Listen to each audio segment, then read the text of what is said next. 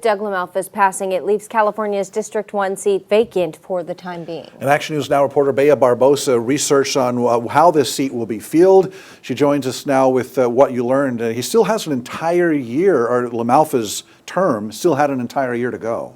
Yes, Alan, that term, the second term would just begin in January 3rd, that second year of that term. In California, it is now up to the governor to call for a special election in the event that a congressional seat is vacant. Some may remember back in 2020 when Kamala Harris was elected as Joe Biden's vice president, Governor Newsom appointed Senator Alex Padilla to fill her Senate seat until a special election could be held during the 2022 midterms. But it's different for the House of Representatives. The Constitution requires that any replacement be elected, meaning Governor Newsom must call for a special election to fill LaMalfa's seat.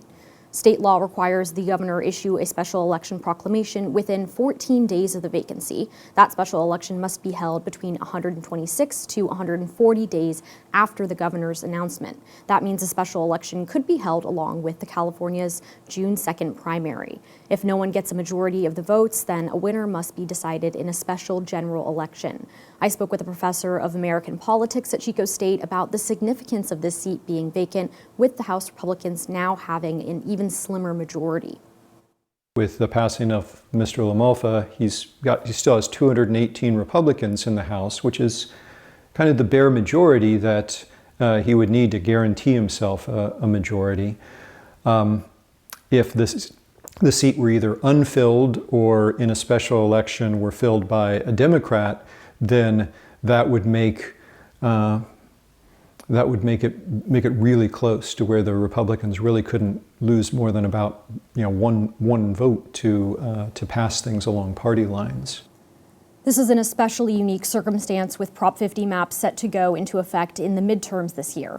While the redrawn districts were approved by the voters last November, if a special election to fill LaMalfa's seat is held, voters would be deciding who would serve the remainder of LaMalfa's current term, which is for the 1st Congressional District before the redrawing.